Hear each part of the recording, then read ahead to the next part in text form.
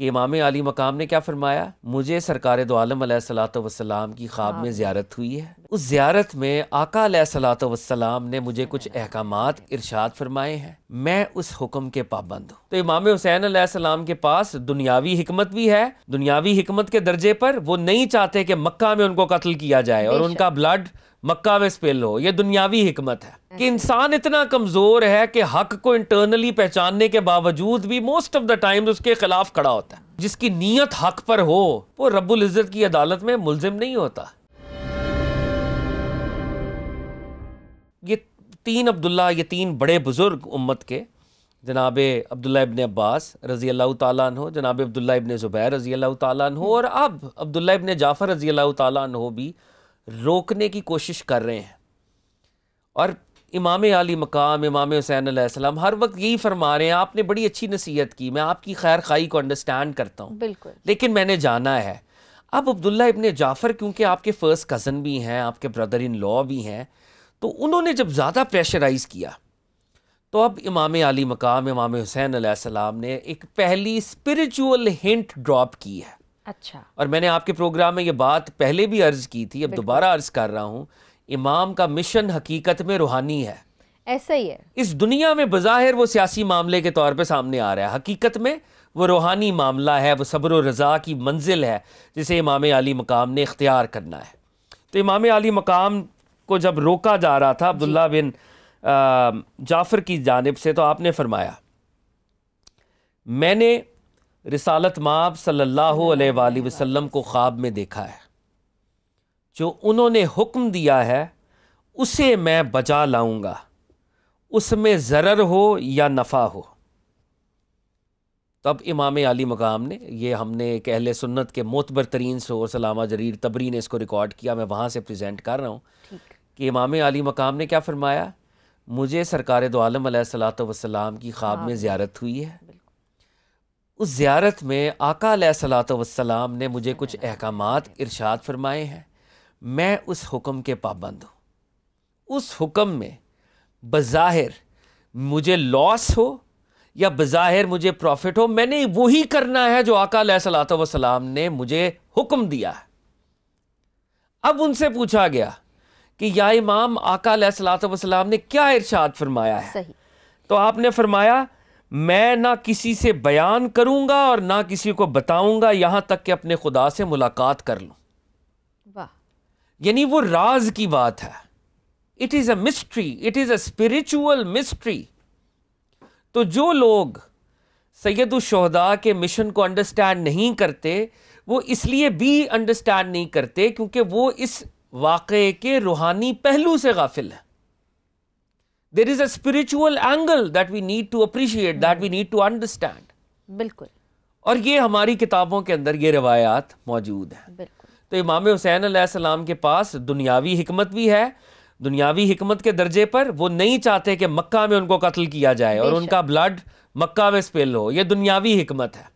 اور ایک اسپرچول حکمت ہے، وہ اسپرچول حکمت آقا علیہ الصلوۃ والسلام کا وہ ارشاد ہے، وہ راز ہے جو ان کو آقا کی طرف سے منتقل ہوا تھا بالکل۔ اور اس پوائنٹ ان ٹائم پہ۔ اگر فہد تاریخ دیکھیں اور یہ تمام جرنی دیکھیں تو بچپن اگر حضرت امام حسین رضی اللہ تعالیٰ عنہ کا یاد کریں تو بارہا حضور پاک صلی اللہ علیہ وسلم ان کا ماتھا چومتے تھے، گلا مبارک چومتے تھے اور کہتے تھے، اس بات کے بارے میں بتاتے تھے کہ یہ شہادت کی طرف جائیں گے یہ بچے۔ بے شک، وہ آپ کی جو شہادت کی خبر ہے وہ مدینہ طیبہ میں مشہور تھی، اور وہ حدیث میں ابھی جان کے اس لیے نریٹ نہیں کر رہا کہ آنے والے پروگرامز میں ہم وہ حدیث نریٹ کریں گے۔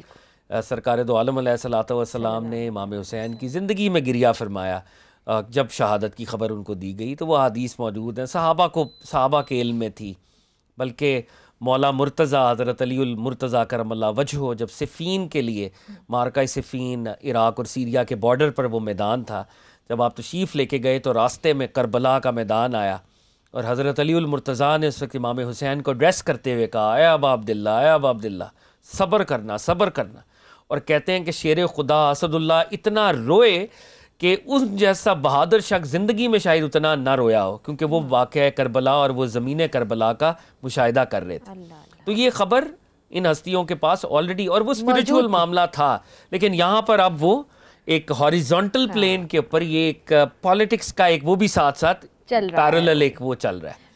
اچھا اب امام حسین علیہ السلام جب مکہ سے نکلے ہیں اور مکہ سے اب ارادہ ہے کہ وہ جائیں, تو یہاں پر تاریخ کا ایک اور بڑا ہی انٹرسٹنگ اور ایک بڑا ہی یونیک سا ایک واقعہ ہوتا ہے. ایز یو آل نو کہ عرب ورلڈ میں پوئٹس ہوتے تھے, پوئٹری ہوا کرتی تھی. تو عرب دنیا کا ایک بہت بڑا شاعر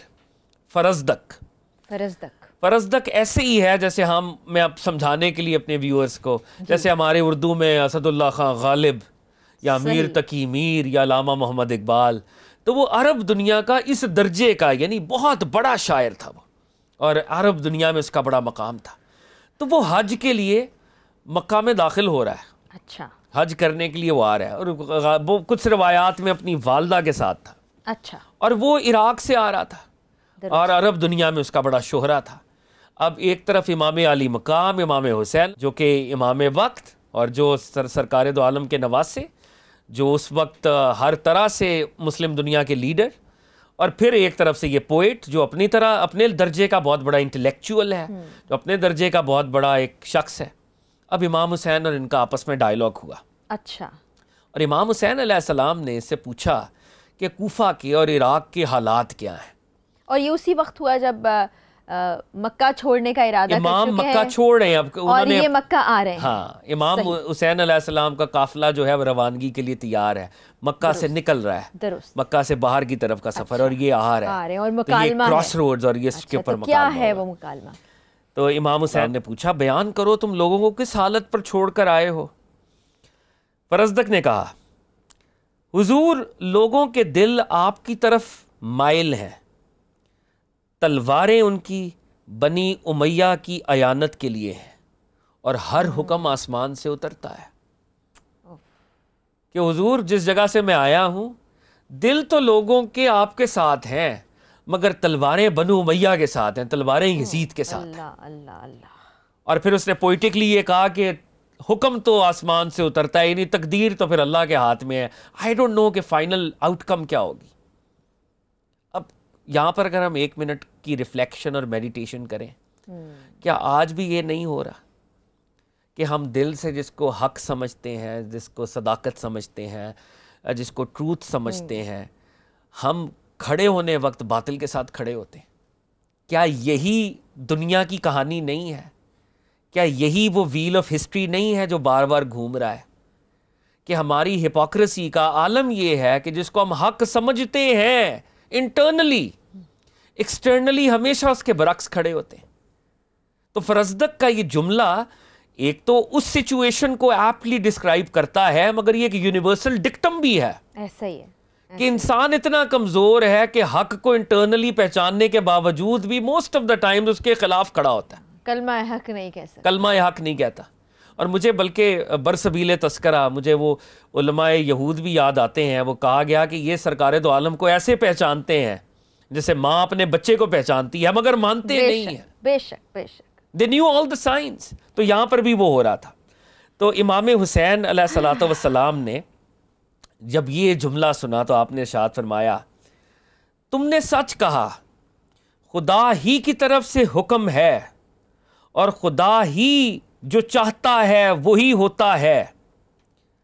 اگر حکم آسمانی ہمارے حق میں ہوا تو ہم اس کی نعمت کا شکر بجا لائیں گے, اور وہی ادائے شکر کی توفیق دینے والا ہے. اور اگر حکم آسمانی ہمارے ارادے کے خلاف ہوا تو جس کی نیت حق پر ہے, جس کی خصلت میں خوف الہی ہے, اس پر الزام نہیں ہوتا. واہ واہ واہ. تو امام علی مقام نے اس کے جملے کے اوپر اپنے جملے جو اس سے بھی بلند تھے, کیا بات, کہ ہم سب آسمانی حکم ہی کے پابند ہیں. اگر آسمانی حکم ہمارے لیے دنیاوی طور پہ انورٹڈ کاماز میں سکسیس کا باعث ہے تو ہم اس کا شکر ادا کریں گے, اور اگر دنیاوی طور پہ ہمیں لاس ہوا تو جس کی نیت حق پر ہو وہ رب العزت کی عدالت میں ملزم نہیں ہوتا, وہ تب بھی رب العزت کا محبوب ہوتا ہے. کیا بات. یہ کہہ کر وہ کہتے ہیں کہ امام حسین علیہ السلام نے اپنے ناکا کو, اپنے اونٹ کو آگے بڑھا دیا.